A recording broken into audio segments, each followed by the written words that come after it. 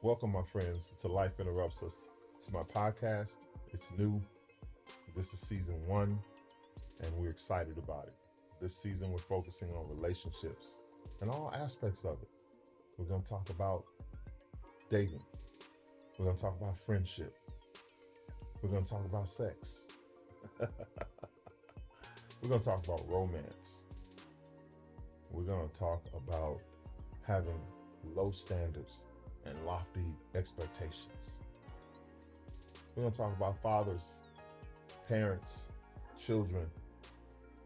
We're going to try to cover everything that speaks to the realm of relationships. But here's how we're going to do it. We're going to do it with style. We're going to do it with my style. My style? I'm glad you asked. I'm a storyteller. Yes, in other realms of my life, I'm a singer, songwriter, producer, author, all that good stuff. But in this particular realm, I'm a storyteller. And boy, do I have stories to tell. Some of them will make you laugh. Some of them, they'll be tough to hear. Some of them come with lessons that I've learned that maybe you can learn. Some of them, I'm still trying to figure it out. I'm gonna keep it real on this podcast so that you can know that I'm authentic, that I'm not playing around with just being another guy with another podcast, rambling on. Nah, I got some real stuff to say. I have some real lived experiences, some of them exciting, some of them devastating. But all of them are centered around this one fact. Life interrupts us all. I just decided I want to start talking about it. I want to start talking about some of the interruptions that I've had. And I've had a lot. So this season, as we focus on relationships, you'll hear me talk quite a bit about the interruptions that I've had. Things that didn't go right. Some things that did. Either way, just keep tuning in. Buckle up. Because Stephen Wayne is going to keep it all the way real.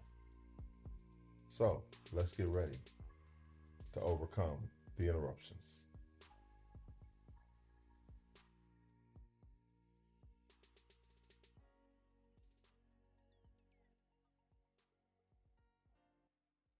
I'm excited because we have with us my very dear friend. She's amazing. She's mystical. And she's very knowledgeable about a lot of things, but specifically, she talks a lot about sex. I know I'm whispering because some of y'all don't talk about sex. But on this show, we're going to talk about sex and how life can interrupt us on our sexual journey. So please, I'm excited. You should be excited that I have to my left Dr. Jeshana Johnson. She is going to talk to us about so many things pertaining to her journey as an academician and a counselor, a sex therapist in particular. And we're going to have a conversation because, of course, it would not be Life Interrupts Us if I did not tell you a story. So I'm going to tell you a story after we hear from Dr. Jeshana as she tells us a little bit about who she is. She's got a list of a Vita, a CV for you professional folk that just goes on and on. So I'm gonna let her tell you a little bit about herself. Dr. Jeshana Johnson. Oh, thank you so much. I'm excited to be here. As am I. So I mean, you want me? Okay, where do I start? Okay, well, before we started recording, you were talking about where you're working, what Yeah. you're doing. Oh, by the way, for all you old heads, like you 80s heads like myself, you remember the station K-Day, 1580 K-Day? Well, now it's KBLA 1580, and you can find Dr. Jeshana on there every Saturday from 5 to 7 p.m. Absolutely. I've been on there a couple of times to talk about a couple of different things. My book, me and my wife went on there. She's hot on there. So y'all need to join. You need to get the app and listen to her podcast as well as all the other Yeah. programmers that are on there. But I'm not gonna talk. Okay. Well, I'll start off with this. I'm a wife. Celebrating 30 years at the end of this month of September. Wow, 30. So yeah, I know. Wait, you married your high school I sweetheart. did. That's a whole other podcast. Yes. That's a whole other podcast. Most of those relationships don't work, so that's a whole other podcast. Yes. So I'm a wife. I'm a mom. I have 2 adult children. My daughter is also a therapist, which is a little bit of followed in my footsteps. She fought it for a long time, but she finally gave in. My son, who is married and has gifted me 3 grandbabies, so I'm a Mimi to those grandgirls. I'm a professor. I'm a psychologist. I specialize in couples and sex therapy. I do a lot of trauma work, and it's so funny you whisper sex because that is what people do a lot of times because it's so taboo, right? I'm a professor at Antioch University where I teach, couples. Trying to do a job. I'm about to be over. Manifest destiny. Couples. I teach couples and sex therapy to budding therapists who are getting their master's degrees as licensed marriage and family therapists. So I love that work that I do. And of course, like you already said, I'm a host and a producer at KBLA, where the show is called Let's Get Intimate with Dr. Jeshana Johnson, where I bring on couples and talk about their love journey. So that's me in a nutshell. That's cool.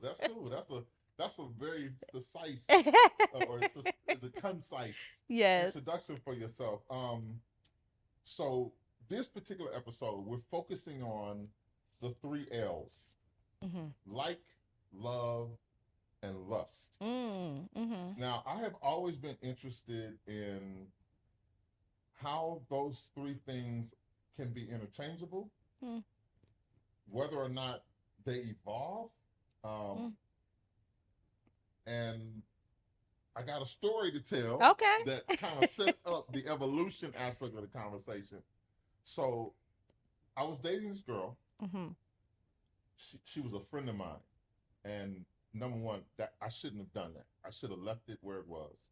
Because when you know enough about your friend, you already should know, in my own mind, you should know whether or not there's going to be any real profitability of pursuing a relationship.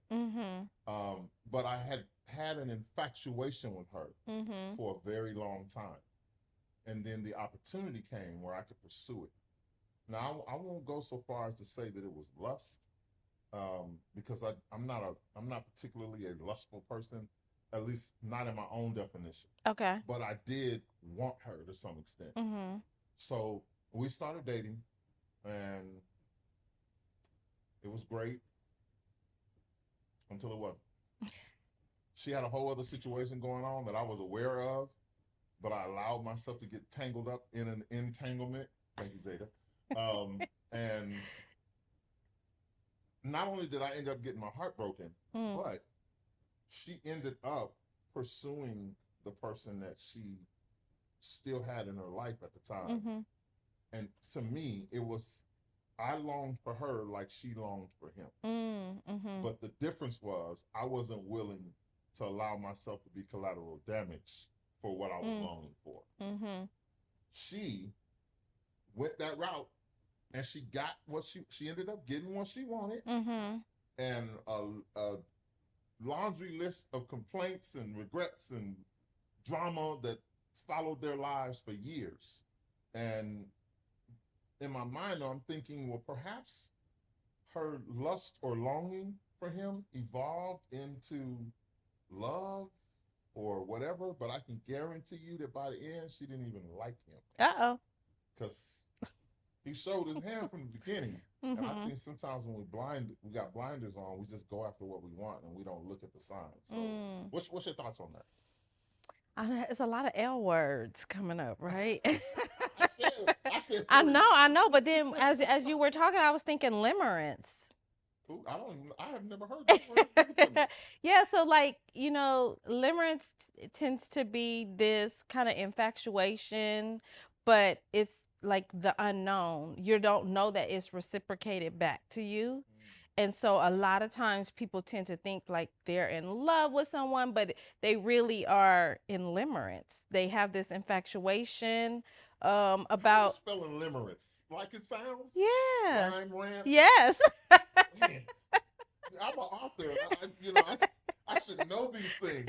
Limerence. I'm gonna write a book called Limerence. But yeah, so you know, like I heard love and like and lust and limerence, like all of these things kind of coming up in there. Okay, so what should one okay, if I'm in limerence, Okay. in a state of limerence, sounds like an adjective. Um, what should my expected outcome be for that particular state? Where can it take me? Well, that's the thing about limerence. It's unknown. It's not necessarily being reciprocated back to you. So you're thinking about this person, you're wanting this person, but all right, so then let me add a little context. Okay. So this girl was getting up every morning. Okay, let me lay it all out. I'm just gonna lay it out. Okay. It needs to be laid out. She was living with a guy. Okay. Or no, let me rephrase. He was living with her. Okay. And her mom. Okay. But she was telling me. Does that make a difference? I guess semantics. Okay. It's tomato. They were living together, and I assume that they may have even shared the bed. Okay. I'll go ahead and make that assumption, but she was saying, "I don't want him. I want you." She want me. That's what she's telling me. But it was complicated, and I'm like, in my mind, I'm like, well, how complicated could it be? You say, "Hey, bro, you got to go." Simple as that. I'll wait.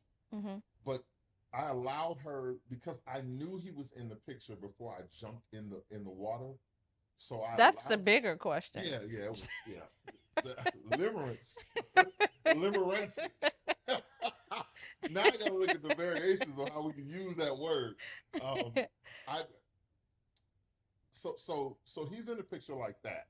Okay. And every morning it was ritualistic. Every morning she would get up. She owned a home-based business, so every morning she'd get up early.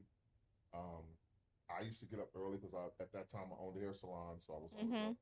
And our rhythm and our ritual was that she would call me once she got moving around in her day, and she would start the conversation with, "Hey, baby, I love you.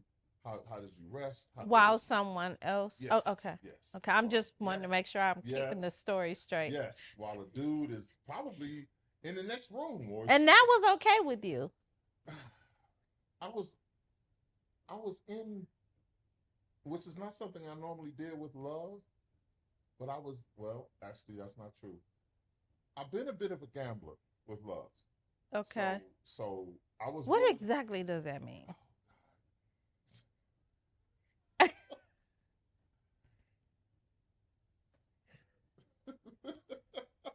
I'll get to that. You sure you don't want something to drink? You good? Do you want something to drink?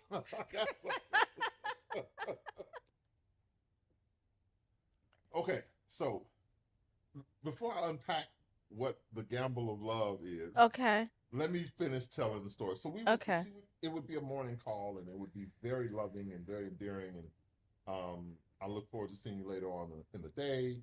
Although we didn't see each other a whole lot because we lived a little bit of distance from each other, and our lives dictated that we weren't really in a space where we could see each other every day.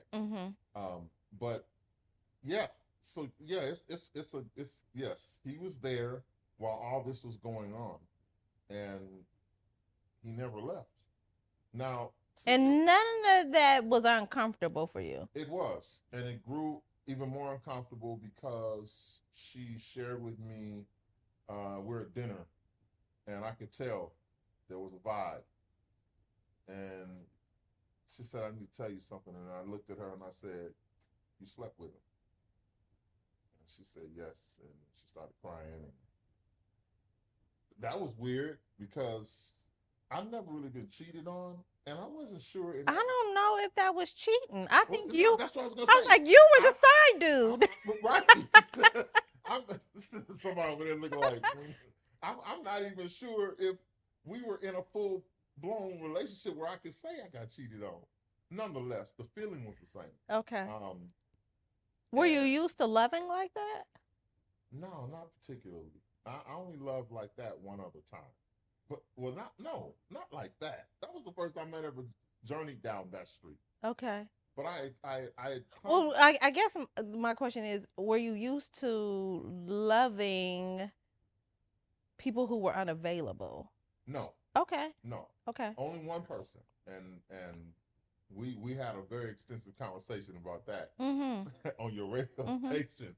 But no, I had to do a whole lot of digging and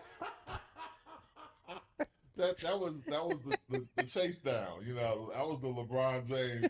He gonna meet you 94 feet and block the shot at the end. You think you got it?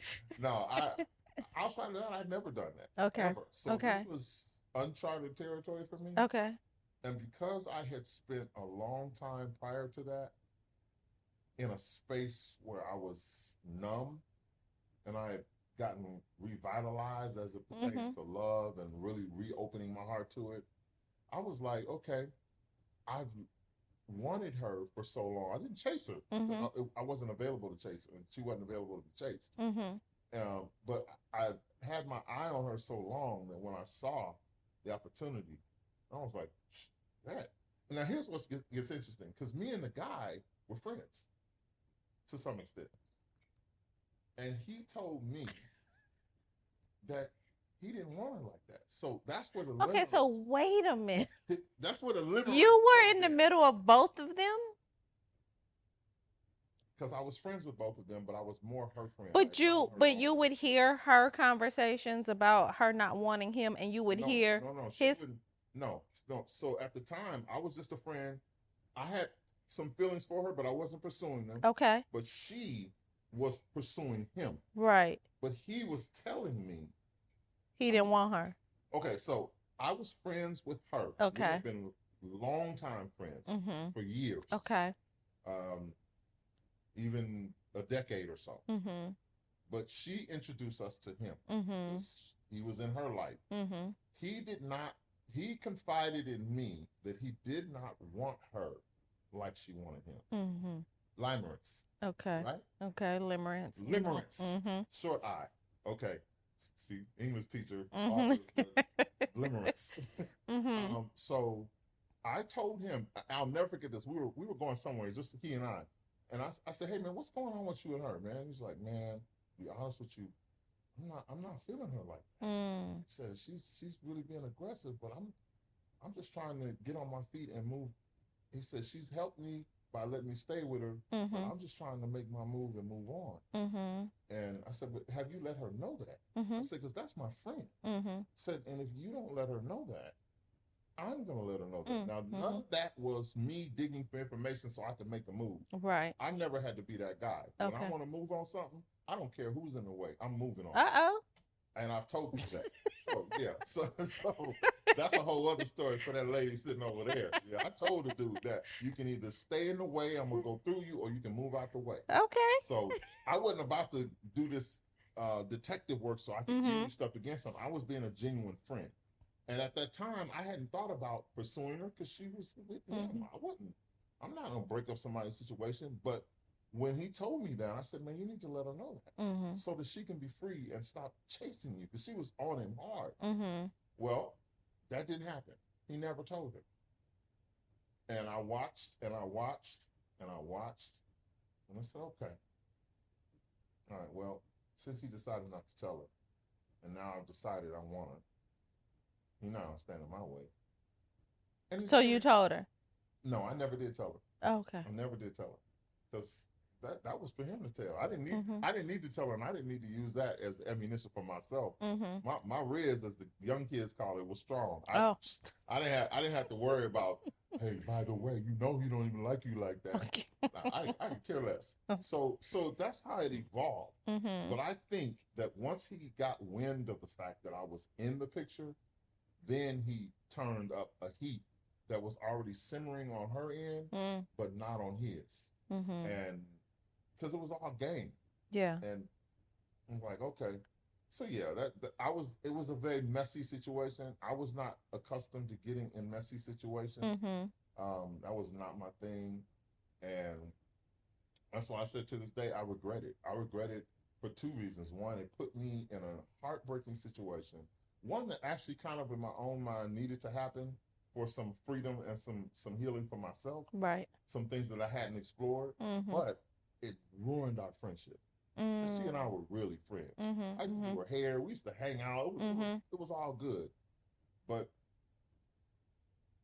limerence or longing, I allowed my affection for her to dictate my path with her, and it ruined everything. Me and him wasn't cool. It was all a mess afterwards. So that's why I asked, what are some of the paths that limerence can take you on?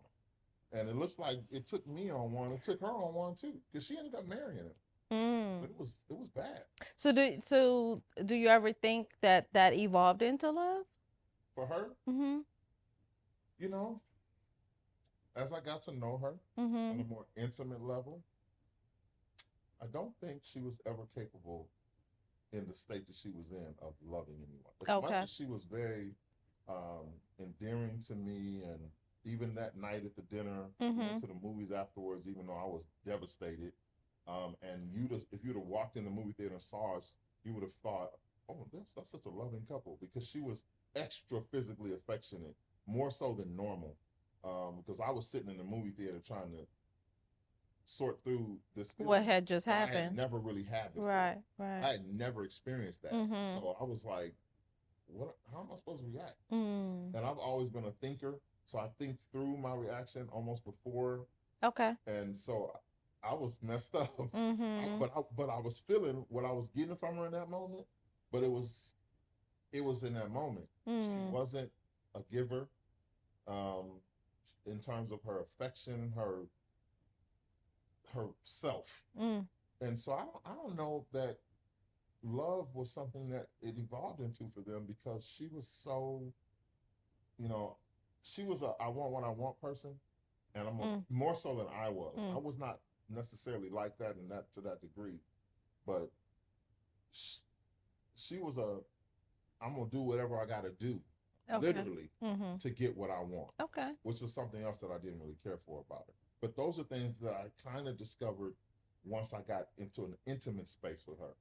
I knew she was always oddly selfish, but her selfishness was complicated. Because she'd give you the shirt off her back, but she wouldn't give you her heart. Oh, well, and perhaps that was one of her patterns of survival. Maybe. For sure. Well, she's surviving. She's doing well. Yeah. She's still doing well. She's doing her thing. She's left some dead bodies and some carcasses. She's doing her thing. So yeah, I don't know. I couldn't say without answering for her just what I went through with her. I can't for sure say that it took a journey to love, the love that she was looking for. Especially since I do know a lot of devastation happened for them in terms of their relationship and their marriage.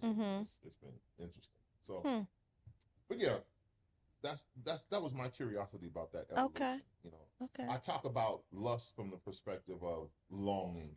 Maybe longing is even a better word than lust. So yeah, because when you said like I'm not like typically a lustful person. Right. I don't know that what's your definition of lust? Because the word lust in its definition in itself has evolved. Yeah. Because lust, lust originally was just about longing and desire. Right. And then we had, religion impact the definition of lust to be sexual and to be sinful and negative. And so lust has this negative connotation, but when we're talking about like love and lust, I think desire. Yeah. Right. Okay. And I think all of those are necessary for relationships at any given time. See, that's what I couldn't even figure out how to format to ask you that, but you answered it without me asking it. I've been trying to what's the word? Reconcile the three of them as necessities. Let me tell you, a lot of long-term relationships fizzle out and die because couples don't know how to move between like lust, love, and like. Interesting. right? This desire. So I think a lot of times what happens is we get in relationships, and in the beginning of the relationships, all three of those things exist. Right? I like you. I'm falling in love with you. I lust, I desire you. I want you. And we desire what we don't have. Love, in its definition, is something you have. Desire is something you want. And so when you when you're in a relationship, in a long-term relationship, for it to survive, you have to be able to, I talk about intimacy versus eroticism, and they're being on two different ends. And so if you think about that, love and lust, or desire and longing, on two different ends. Like, love is everything I know, and intimacy is everything I know about you. It's predictable. It's security, right? Okay. But then there's lust and desire. I want. It's risk taking. It's the unknown. And if you think about any times you've been in either of those spaces, what your body feels, like, it feels freedom and exhilaration and adventure on this end. And on this side, it feels secure. And those are the things that, as human beings, those are the two things that we have to balance in life. This security and this freedom.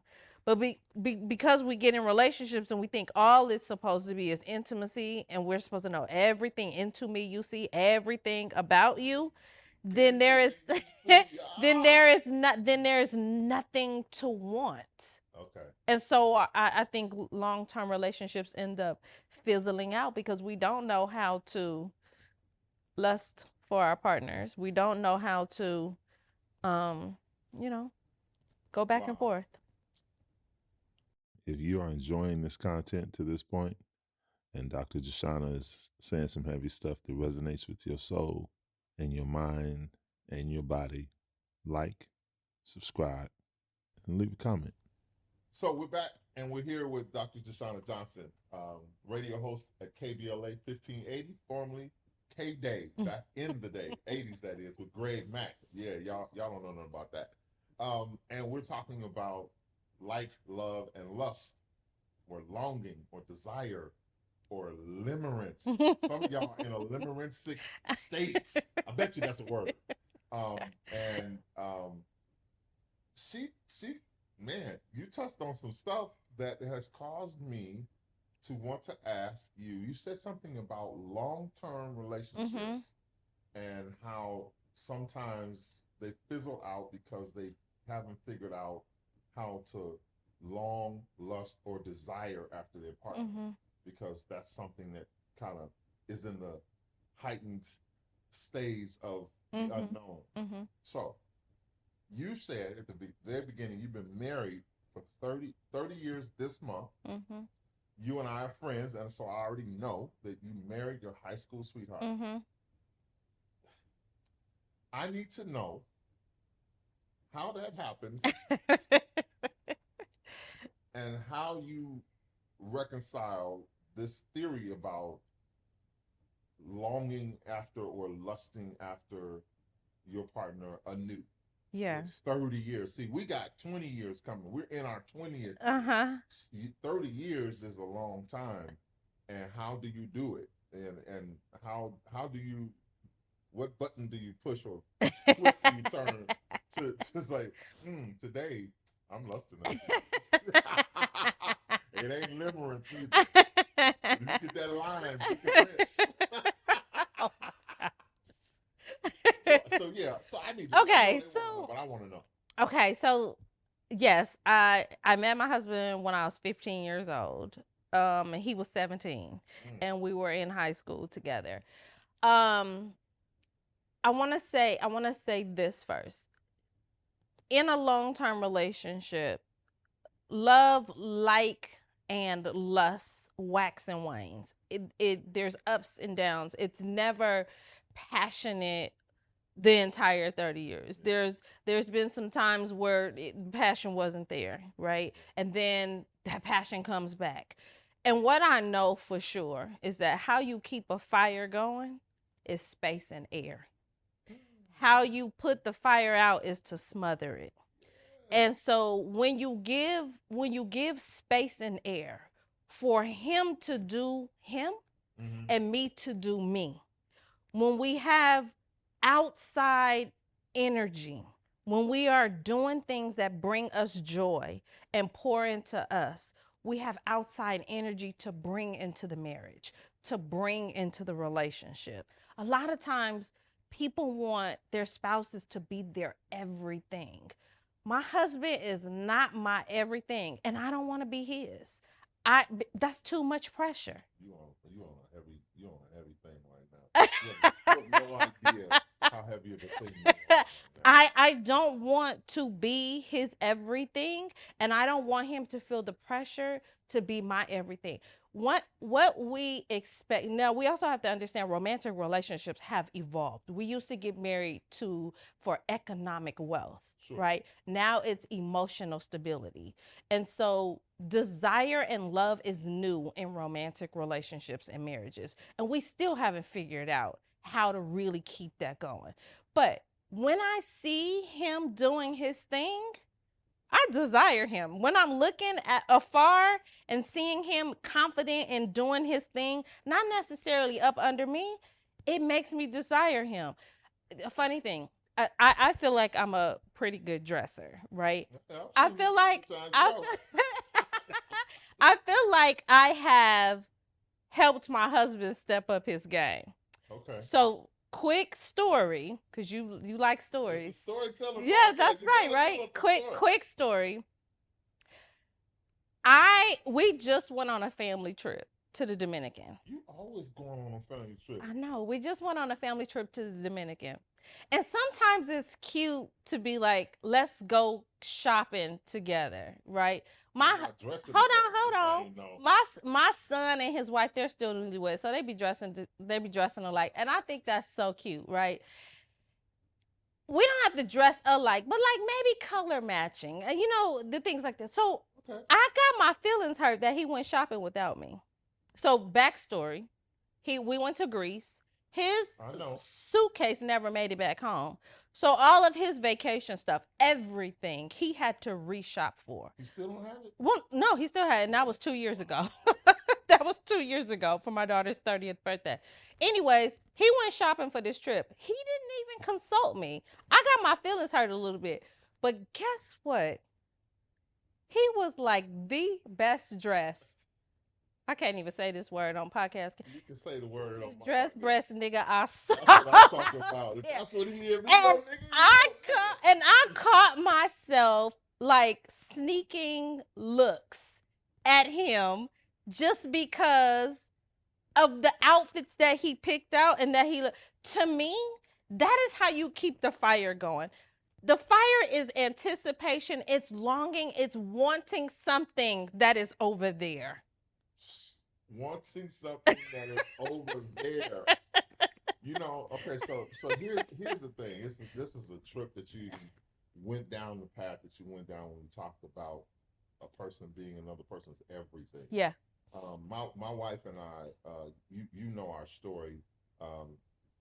She was my best man on my last wedding. So that's people have made all kinds of stories that aren't true about that, but whatever. But she was my best friend. She's been my best friend for almost 30 years. And I have lost so many friends along the way because of just other stuff that a friend who, maybe this is under the category of limerence, somebody that I considered a friend did something that I took very personally recently, and I even went on Instagram Live, which is something I don't do, and I vented about how I felt. Now I'd already talked to him about it, but it was still on me. So the other day my wife called me and she said, "Hey, what's going on? You good?" And I was like, I'm not. And she wanted to be my superhero in that moment, and well, baby, just I said I can't talk about it right now. Well, what's going on? I said I can't talk about it right now. Give me a minute, and I'll call you back. So when I talked to her, I started talking to her about how this feeling that I had gone through over the last year or two with friends disconnecting and me going, hey, what's up? And I'm talking about close friends. Right. I would say, hey, brother, sister, and not getting any truth back. Just, oh, we good. No. If we were good, then we would look like we looked. I said to her, I said, you know, you are, for many years, all I've said is, all I need is you. I said, and I'm finding out I need more. Yeah. And it almost felt like a betrayal within myself.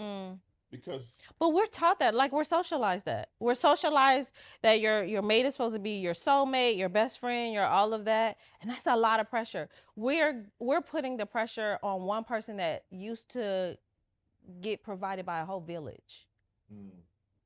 Yeah. So it's tough. It's a tough. I have a best friend. My husband is my husband. I'm glad that your wife is your best friend. Yeah. My husband is not my best first. friend. Exactly. Yeah. But my husband is not my best friend. And I'm okay with that. And there's nothing wrong with it. I have a best friend. My husband is my husband. And there are things that my husband knows about me my best friend don't know. Right? So there's a different type of intimacy that I have with my husband than I have with my best friend. But I don't think that spouses have to be. There are spouses who are best friends, and that is great. But I also don't think that they have to be your best friend. Yeah. And they certainly shouldn't have to be your everything. All right, you hear that, baby? I'm not going to be your best friend anymore. No. No, y'all were best friends first. Yeah, it's our situation is unique. But how my life has journeyed with other friends it's been chaotic. Yeah. So I've been looking inward lately at, okay, bro. Yeah.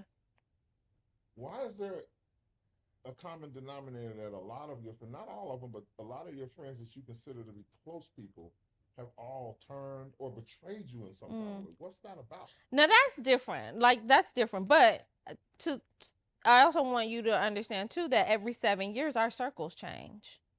What circle is that? Our friendship circles. Oh yeah. Are every 7 years, because as we evolve every 7 years, our circles that are needed to get us to the next level also change. That doesn't mean you don't talk to old friends. A lot of us have old friends. Sure. But if you look at the dynamics and how they show up, they are very, very different, right? So our friendships change every 7 years. But if they're betraying you, I want to know how you picking friends. Exactly. No, exactly. Exactly. So maybe I'm not great at picking friends, as it turns out, because I've had some interesting friendships to evolve and dissolve in grand fashion sometimes, which is crazy. But I think I asked you the question when we first opened up, like if you were used to loving like that, like people who are unavailable. Well, so as it turns out, perhaps to some degree, yes. Because as much as, by that definition, you can almost classify any breakup as, well, maybe that person wasn't available, or maybe y'all just didn't work out, because relationships sometimes just don't work out. But I do believe relationships can expire. Yeah, but you're talking about like people who are betraying you, right? So it's making me look back, and I'm telling you, this week has been profound. Well, let me ask you this: are they betraying you, or does it feel like betrayal? No, there's been some betrayal. Okay. There's been some betrayal. Well, would you agree? There's been some betrayal. Yeah, there's been some betrayal. But I think only you can answer that for yourself. But okay. But I'm asking her because she's there and she knows all these people to the point where she's ready to get on phones and. Okay. So yes, there's been some betrayal. But when I look back, there's a movie 500 Days of Summer. Powerful movie. And in the movie, the guy who's infatuated with this girl, but she's broken up with him, and his whole world is now upside down.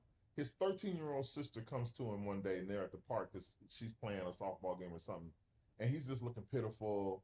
And she comes, so her game is over, so she comes to sit next to him, and she's like looking at his energy, and so she says, "Still thinking about her, huh?" Like, yeah. She said, "Well, maybe the next time you think about him, look again." And that messed him up, and it messed me up.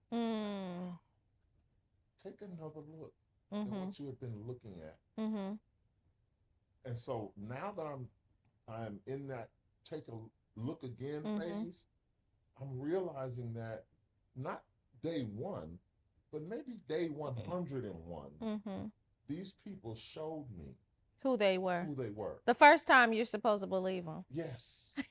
I think people forget that part, right? I said a lot, but because I'm such a love giver, I'm like. Is that the love gambling thing you were talking about? It might be. Because what does that mean? I don't say that it is. Well, I go all in. Like if we build a friendship and a connect, I'm your guy. Okay. I'm gonna be all in. Now that, for me, that comes from some places that I'm very aware That's of. your pattern of survival. Yeah, my pattern. So, and I talked about this in a different episode. I moved around a lot as a kid. So friendships mean a lot to you. A lot. 7 years of elementary school, right? That's including kindergarten. I went to 9 different schools. Ooh. I went to three or four different schools in my 4th grade year. So moved a lot. Stability means a lot to you. It does. And so I am a rock for people. Okay. I make sure that I am to people what I always wanted and felt like I needed. Okay. But as I've gotten older, I try to gauge whether or not that person can give it back. If they can't, then I adjust.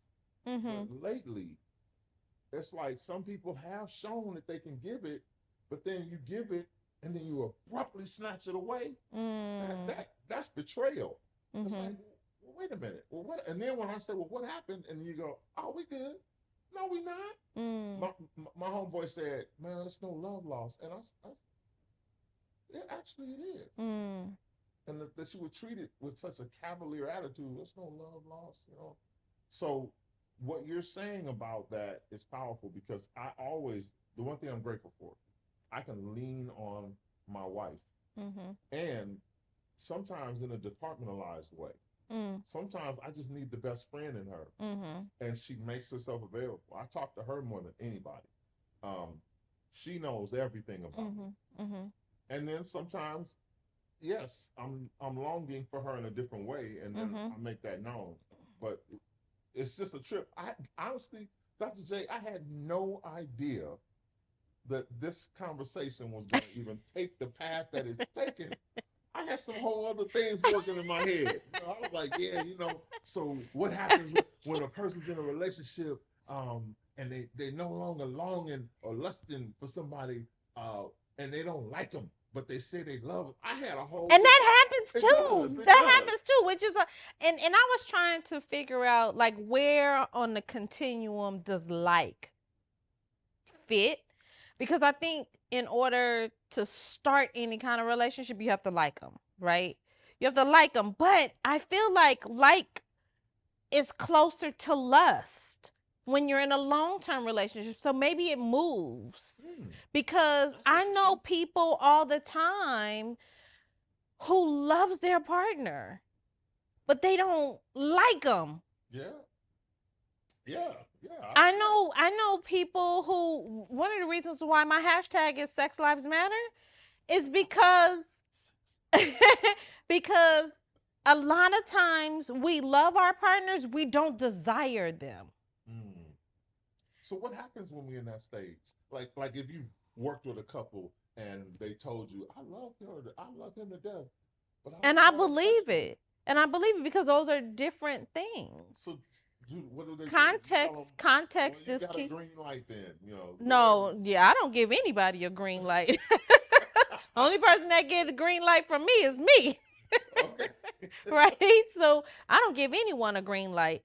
But we do have to have hard conversations, and we do have to understand our expectations around passion and love and like and lust and desire and sex. Like, we have to be able to understand, because what sex means to you and what sex means to Mika are two different things. And why you have sex and why she has sex are two different things. You don't think so?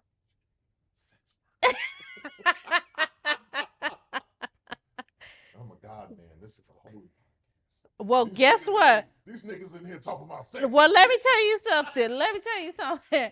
Because I think that was one of the first commandments. The first commandment is be fruitful and multiply.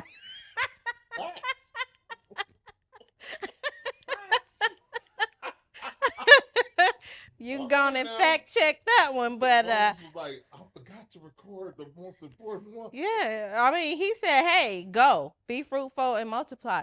Let me tell you something.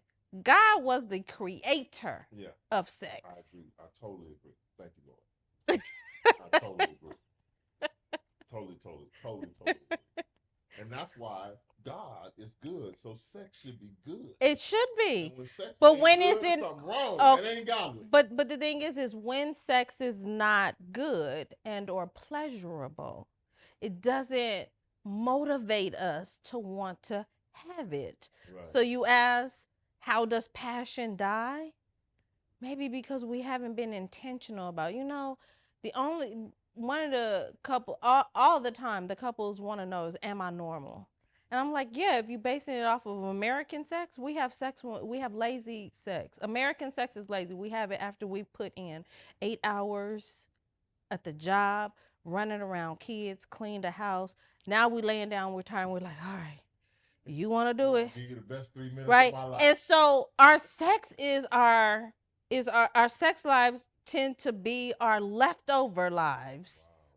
So what are you suggesting then? Are you saying that we should make sex a higher priority? I do think what does so. That look like for a working couple that's working. Put it on the calendar. Put it on the calendar. Yeah, absolutely. Everything else important is on your calendar. So if sex is Tuesday, but it's not just put it on the calendar and that's it, because sex starts here. Your largest sex organ is your brain. So sex starts here, and that means there's a build up to it. It's the anticipation of it. So you send in the nasty text messages and you send in the pictures and things like that, and you're flirting, and it's the build up of it. So that when it's you said Tuesday, when it's Tuesday night and y'all both walk in, y'all not looking at each other like we still doing it. Okay, wait. So again, this is Life Interrupts Us, right? And life will always interrupt. It's rude. And so you're talking about this, and I'm cracking up laughing because a friend of mine called me one day. He said, "Man, I need your help. I'm in trouble." I said, "What? What's going on?" He said, I just sent it big. I said, "And?" He sent it to the wrong person? I sent it to the wrong person. Oh. I said, "What?" Oh. I said, "Well, first of all, what made you think to send that to your wife?" You should. She ain't that girl. She finds it repulsive. So I said, "Well." Oh, well. He was like, "Well, I was taking a chance." Well, and that's the thing. You do have to take a chance, right? And some things are not going to be validated. Right. But here's the thing. If you wait for your partner to validate everything, you'll have a boring sex life. Right. Okay. So okay. So with Life Interrupts Us, we tell stories. That's what we do. So okay. So I said, "Dude, first of all, why did you even think to do that?" "Well, man, because their sex life was zero. It was." Yeah. He was like, "Man, I was just trying something, man, anything to try to get the spark in it." I said, "Okay, I feel you. That's cool." I said, "But now, you got to call the other woman and explain how she ended up with that picture. Because if not," I said, "Is she married?" He said, "Yeah." I said, "Oh." embarrassing. I said, did you subconsciously want to send that picture to that chick? He was like, no, man, I don't look at her like that. I said, man, you are in trouble. So he had to. Yikes. He sent her a text. Yikes. I apologize. That was meant for my wife, and I hit the wrong. I guess that both of their names started with the same letter. Okay. And the lady. See, that's why you check and double check. Yeah, I said, on those. Bro, you gotta edit that. You gotta proofread those. You know, sometimes I encourage couples to have an email address that only both of them know the password to, so that they can send each other emails, and that only both of them can go into it. So you share this email, you send a note to Mika, and Mika sends you back a note in the email, and that way you only share that. Do you and your husband have one of those? We don't, but we send pictures. All right, so you and your husband send each other pictures. Yeah. You're suggesting that some couples should create private emails because they don't feel comfortable because of sending the person the wrong picture. All right.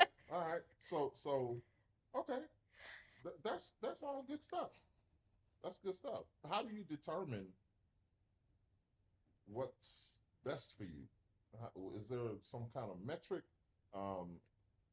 Email, text, however they feel, but they need to be how would they like to stay? We start off with exploring fantasies. Okay. Right, because a lot of times you can get a lot of details behind that, but you also can I can dissect underlying needs in the fantasies. And so you're not talking about cosplay, are you? Whatever. Dress up like Superman. Whatever. I mean, because I also deal with clients who do a lot of kink too. So. Okay. Wow, this has been an eye-opening conversation. I said earlier, I had no idea. Well, where did you want it to go? I thought I had a concept of how we was going to talk about it, but you have done what I knew that you could do. That's why I didn't script a whole bunch of dumb questions. Oh, okay. That just gets in the way. People try in podcasts, they try to become professional interviewers. No, I want to have a conversation. I want to tell some stories and let what comes out come out. And because you and I have engaged in this space before, I knew that you would do what you do. Okay. You push buttons and you cause thoughts to go in another direction. I'm grateful for it though. It actually has been quite therapeutic. I feel like I need to write you a check. Your hourly rate today. JESHA. I'm gonna tell you. 909. No. All right. So. Are we rolling? We rolling? Oh yeah. Okay. Let's go. Yeah. All right.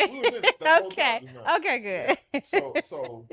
I don't want to hold you too much longer, but I gotta ask. You have broken down this whole seamlessness between lust or longing, desire, love, and like. You said something that I thought was very interesting about like and lust sometimes being on the same thread. Well, I think in the beginning of relationships, like is over here, and then you move towards maybe lust and then love. But then I think in longer term relationships, they may switch places where lust is now over here and like is closer to lust than love, because now love is just you don't have to do anything about it. Like you don't have to think about it. Like I love you. There are people who step out on their spouses, but they still love them, right? Sure. So there's that. But then there's times where you don't like your partner, right? And I think in order You can love your partner and not desire them. And I think that's where the like is. And I think when you like your partner and you love your partner, it creates space for desire. Oh wow, that's quite a formula. I like that. So I think they switch places as our relationships. Because there's been times when I didn't like my husband. Okay, when you say you didn't like him, like is that like a day or a moment? No, day no, or no. I mean, just a phase. well, let me say this.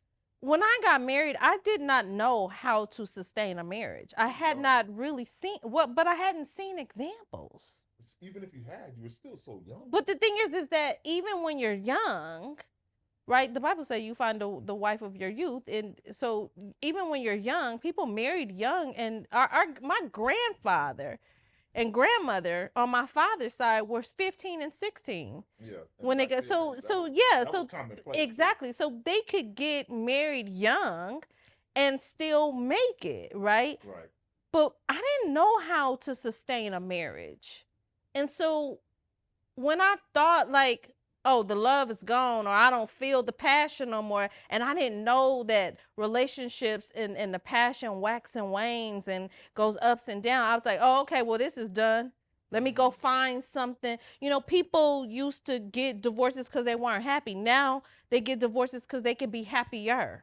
Right. And so and so the thing is, there's been times where I've been like, I don't like him like that no more. And then next thing you know, it's like, I can't imagine life without you. And I like you and I want you and those things. So we have to understand that it waxes and wanes. And until we have a clear vision that it's not linear, and it sometimes looks like this, then we're going to set ourselves up for relationship dissatisfaction. Relationship dissatisfaction is caused by a state of limerence. Now you making up stuff. Yeah, now you can say I said the bishop said that. Limerence brings on relational dissatisfaction. Word. I shall not forget that word. It shall be forever a part of my vocabulary. Okay. Do not allow yourself to take on a state of limerent behavior. Bam. Producer said I did that right. I appreciate you. I appreciate your candidacy and your directness. Oh, and let me also say too, there have been times when he don't like me either. I mean, you likable, but you know, ain't nobody just 100% likable. I know it's a moment in the day when she's like, yeah, and so we just have to and that translates even into our sex lives, right? Like we develop our ideas around sex and sexuality when we got young bodies. Yeah. And if we don't grow with that, then we're gonna always be trying to chase what it was then. Yeah, because I can't turn nobody upside down now. I mean, they got things for that, but I don't trust nothing that's attached to no wall. I've seen too many rom-coms where folks come tumbling down. I'm not that guy. It would be like a video was watching me even though one ain't. Like, oh, God. My own imaginary Instagram in my head where I'm seeing that video over and over again of an epic fail. No, sir. No, I'm not the one for that. But I get you. Now, okay, so there's something else. Mm-hmm. You said, oh my God, I had it because it was something you said about sex and American sex. What's the derivative of that? What does that come from? What are you saying? Are you saying that capitalism because we're so involved? Picture of what sex should look like? Yeah, like there are a lot of time in many other societies, sex is very intentional, it's sacred, it's spiritual. It's not something that we often don't talk about. Sex, we don't use words like pleasure synonymous with sex. We just like sex and orgasms and we chase it, and it becomes a doing versus an experience. And so people are always chasing the next orgasm, the next this, and so we have a society that is so experiencing so much sexual dissatisfaction and dysfunctions because it's performance based. Hence the blue chew. You gotta have the blue chew in order, and this is not an endorsement because they're not paying me no money, but you gotta have the blue chew in order to perform. Yeah, yeah. And that doesn't mean that they want you. That just means that they have an erection. Right. Hey man, put that thing away. Right. So okay. All right, I get it. So I mean, and I know this would probably be a whole entirely other podcast talk, but I'm assuming then that you're referring to like some of our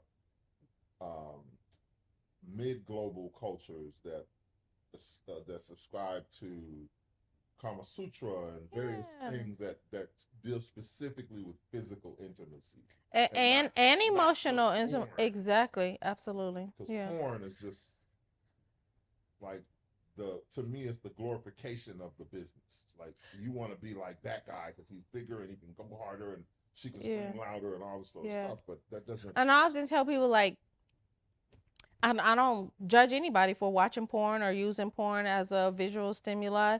But porn was not created for education. So if you are trying to recreate what you saw, the likelihood of you getting it right without that being a performance is slim to none, because that took a script and 20 people on set with lights, camera, with digital editing, and a whole lot of water coming out that you're not gonna have. Sex.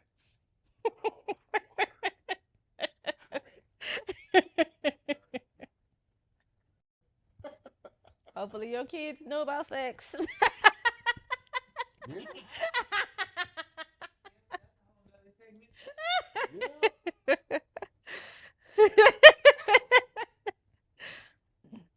Oh man. So Dr. Jeshana, I appreciate you for coming, being a part of this groundbreaking podcast.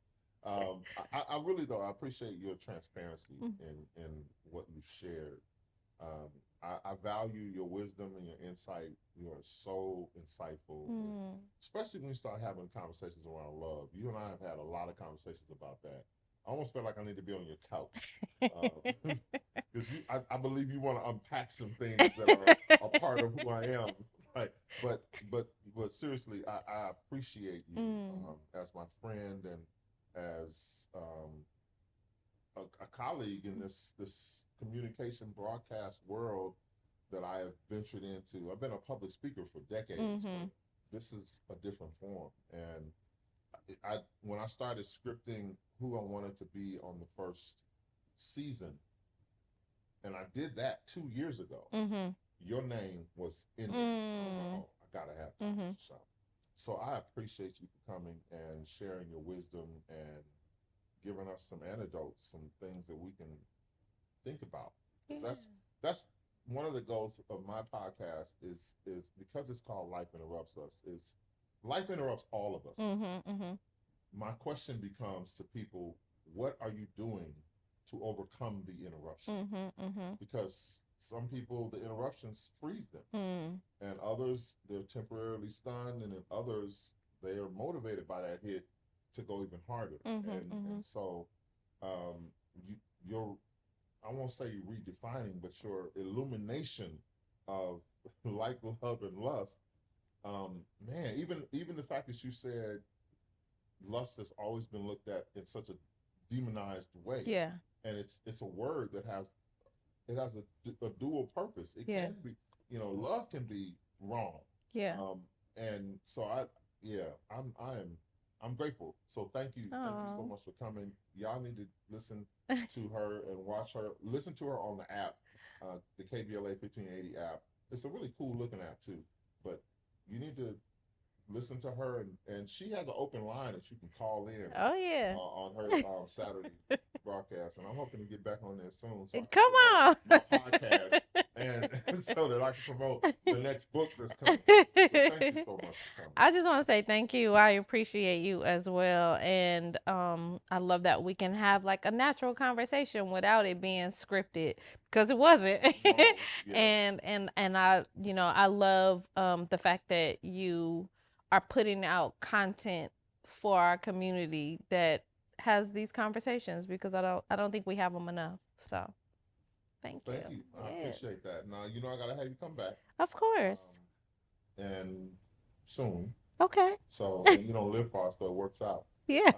But I appreciate you. Listen, if you are in a stage where you're trying to figure out whether it's like, love, or lust, what I learned today is that all three of them should be coexisting. So you should be longing to like the person you love. How about that? Thank you for tuning in to another episode of Life Interrupts Us. I am your storyteller, Stephen Wayne. We just spent almost 2 hours with Dr. Jeshana Johnson, who also is a hell of a storyteller. Even though she never really did fully tell us about how that 15-year-old ended up married for 30 years, but we'll get to that on another day. We'll have her and her husband come in for that one. And she done changed him and made him. She just wanted to perfect his style, which is cool because that's what some of y'all women do. We thank you guys for tuning in, and hopefully you got something out of it. We'll see you on the live set. Peace. So you've come to the end of another episode of Life Interrupts Us, the podcast, and I hope that you've been thrilled by the storytelling. I hope that you gained some insight from some of the guests. I hope that you have come away putting more value on your own stories. But let's be clear, life interrupting us is not a random thing. Sometimes it's just the facts of life. Sometimes it's at the hands of someone else. Sometimes it's at the hands of ourselves. So, whatever you decide to do,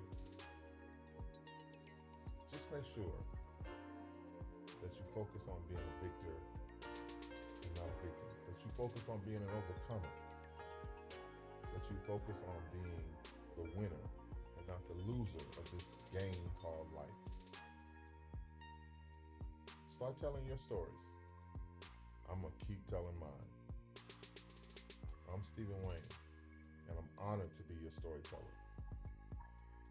This is the podcast where life interrupts us. So here's the thing. If you don't play, life wins. So let's play. Take care of yourself.